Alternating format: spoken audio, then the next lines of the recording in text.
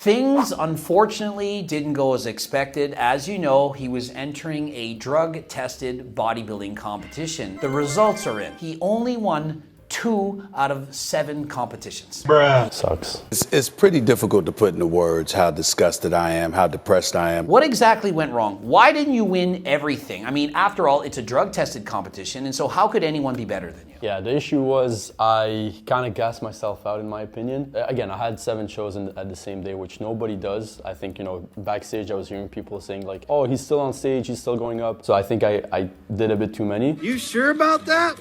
And I kind of gassed myself out going to, in my opinion, men's physique was going to be my best category. And that's the one I placed 4th in for both of them. So, I don't know, I actually won junior for men's physique. But yeah, I think I kind of like gassed myself out. And whenever I got to the end of the show, I won like the first one I did. And then as I was getting closer to the end, I had less energy pretty much. Yeah. And so I think you said you went on stage for an hour and a half, and you were actually in 8 events overall. You won 2, placed in the top 3 in 7, and then in 1 event, you didn't place in the top 3. I watched your posing, and I think that had you posed better, you might have been able to win more categories. 100%. Like, describe what you were doing that perhaps caused you to win. Because remember, it's not just about how is your body, is it lean enough, does it have enough muscle, it's how do you present yourself on stage. That was one big thing that I noticed. I did True Novice for men's physique. I placed top 3 in that one, or top 4 I think. And then I did Novice, the one right after, was the show right after, but the thing is I didn't have much energy, so I was flexing downwards, I was kind of pushing my chest in. And what happened is, the people that I beat in True Novice, they beat me in Novice because I didn't pose as well. And then I had time to recover. I did junior right after, I won junior, and then I went on open class right after, like directly after junior, and that one I placed top 4 as well. So it's all about like I had back-to-back shows. So I beat people in one show, and then I hopped on stage again with, some of them were the same, some of them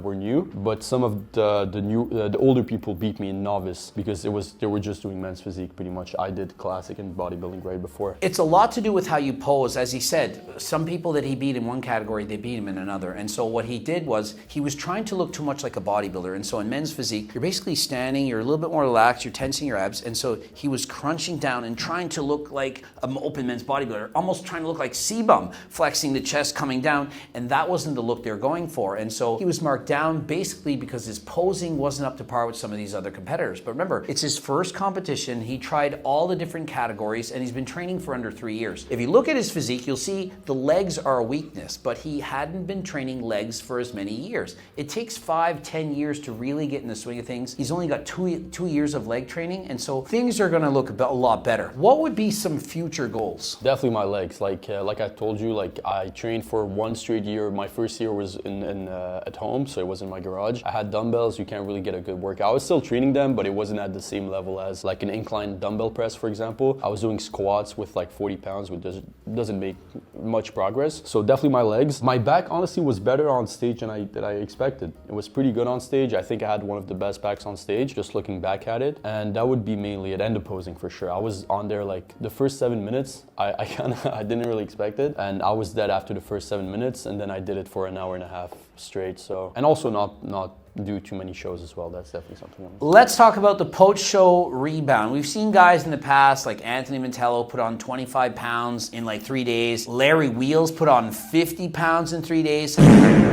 How was your post-show rebound, so to speak? It was awful. I feel awful, to be honest. I kind of went crazy. I had crumble like 3 times in 4 days, 3 boxes, like 6 cookies. I kind of had them with friends, but still I ate like at least 3 every single time. I actually kind of tracked my calories for one of the days just to kind of have a good idea of how much I was getting. And I think it was 11,000 for that day. And it's not even a challenge. So more than the Trend Twins. Yeah, probably more than the Trend Twins. I eat a lot. Like I kind of have to force myself not to eat to not get fat. Yeah, 11,000, and that was just the day I tracked. So the one before, maybe more, maybe less. And I didn't even make a video. It was just for fun, so. You were 166 shredded on stage. You could see the triceps. You met up with Shizzy and all these other guys, and you're just peeled. 166, and you hide in at 5'11". So people are like, he's lying about his height. He was 5'11", 166. People think he's natural. He enters a drug-tested competition. He's got his blood work done. The guy's natural. If you don't believe him, you don't believe him. It doesn't matter. It doesn't matter what you think! But he's gonna do his best to keep getting better and better. And so what is your weight at today? You're right 166 and now? 183 this morning, yeah. All right, so up 17 pounds in about a week.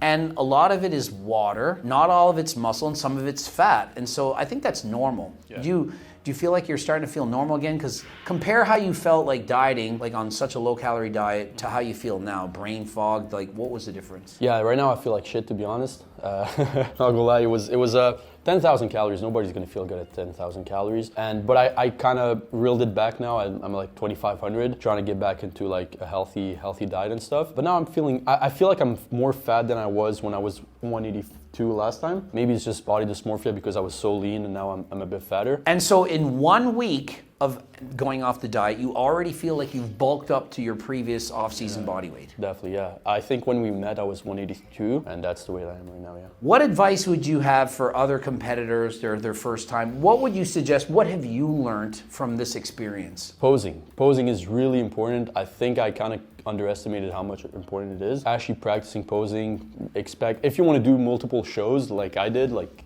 8 of them. Easy! Just practice posing, being on there like for like 30 minutes straight. You're probably gonna be on stage for longer. I was on there, like he recorded the whole thing and we had like an hour and a half of footage of me on stage. And even when you're not posing, you're gonna be on the side, actually holding a front relaxed. I wasn't relaxed, trust me. I was everything but relaxed. Just practice posing if you're gonna be competing. Following the show, you talked about like some body dysmorphia and stuff. Is there any precautions, warnings? What can they do to how to prevent this from happening? Yeah, well, if you're gonna be competing as a natural, it kind of happens. I don't think there's anything you can do about it. You're not gonna look the same as you were on stage. So just deal with it, to be honest. Nothing much. That's what I did. And just be careful of the rebound. That's definitely big advice I would do. Kind of reverse diet, like Coach Greg told me to do. I didn't listen. I had 10,000 calories, so probably take it easy. But yeah, that would be the main thing, yeah. My advice is after the show's over, I've often told people the real diet starts after the show. Can you see why? Like when you know you're going to be on stage in front of 1,000 people in your Speedos and whatever, the motivation is very high. But as soon as the show's over, it's like, hey, the show's over. And a lot of people are like, oh, I can't wait to eat the 5 pounds of crumble cookie. I can't wait to have 5 pounds of this. I can't wait to drink. I can't wait to,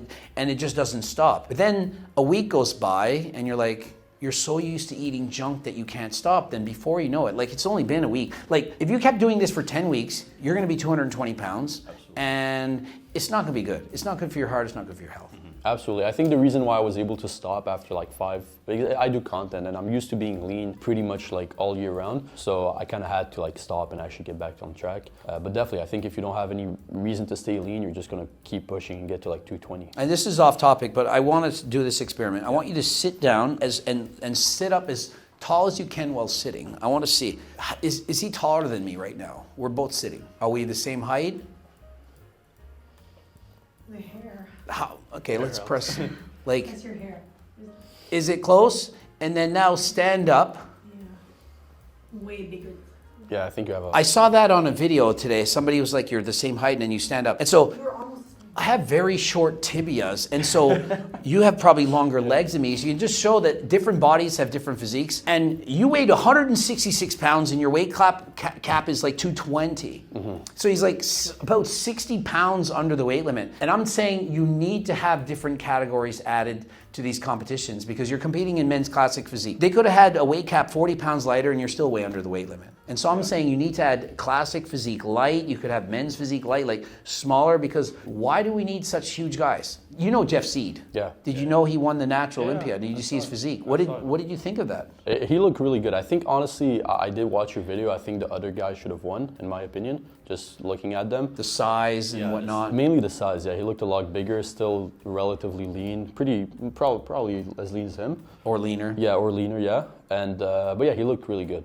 Definitely really good, yeah. Yeah, and so hopefully they'll add in different weight categories in the future. I just keep preaching that the more categories you add, the more it's fair for everyone. Then there's less chasing the size. Like if you knew the maximum you could ever weigh is 180 for your height, you'd be like, well, I was 166, I only got to put on 14 pounds. Mm-hmm. But if you're like, yeah, I want to be in the Olympia, and you're like, I need to add 60, well, you can't do it natural. And so what do you think happens? Over the years, people end up using performance-enhancing drugs. And so I think if they add in more categories, people most likely will want to stay natural so they can compete in their own division, and they'll have a fair playing field. But as soon as you say you can weigh this much more, People are going to do what they're going to do. That's true. I had a question actually for you. If let's say let's say I get to 180 lean and there's someone same height as me but he's enhanced, do you think he could be at 180 lean as well and look better than me essentially? Okay, if you were identical twins and you're 180 and he's 180, you're identical twins, the guy on gear is going to look way better because they can take things to make the skin look thinner, to look drier and harder. For example, halo testing. You just have a different quality look to the physique. A natural guy can't look as good as the guy who's enhanced just because it's going to give him that huge edge. Plus, it's easier to get to that size. It's not even a fair competition. So it still wouldn't fix like the enhanced problem, right? The enhanced guy is still going to be an advantage for certain. Okay. Without question. So yeah, the best natty 180 pounds is not going to beat the best enhanced 180 pounds. No Even way. if we're the same height, right? Even the same height, same genetics, everything. Yeah, it makes sense. Yeah. So regardless,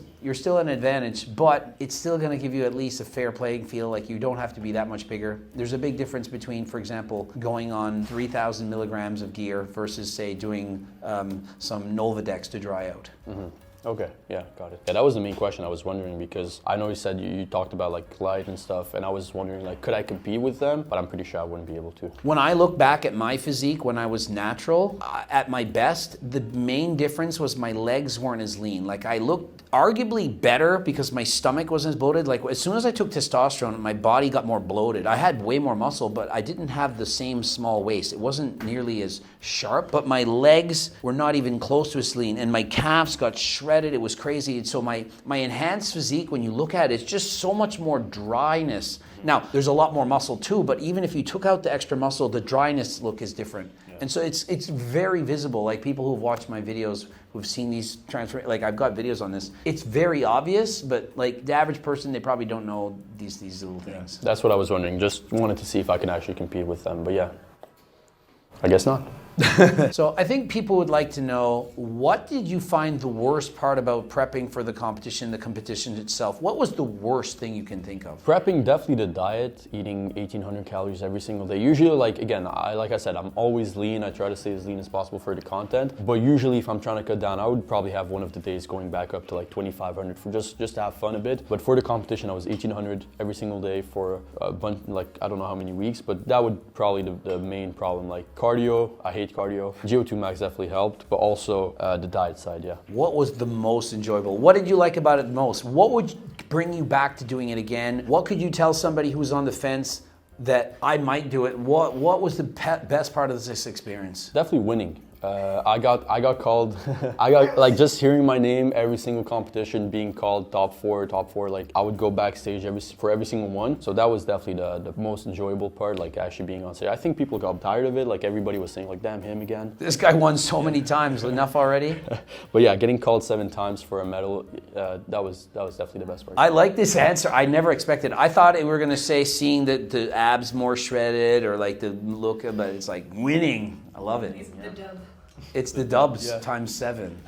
Yeah. So when's the next show? Or is there no plans? Is it next year? Are you going to take 2 years? What's the scoop on this? For now, I don't have a date. Probably next year. I honestly really enjoyed it. It's just like I said, the prep was that was the harder part. But probably next year. I want to put on more size on my legs, on my back, definitely work on my abs as well. I'm probably going to go, now that I've actually seen the footage, I think classic could be good if I would bring on my legs. I have the kind of structure. I saw a couple poses, they look good. Probably next year, I would say, yeah. Meanwhile, Actually bilingual, or are you trilingual? Yeah, trilingual, yeah. And so you speak English, French, and Spanish? Arabic.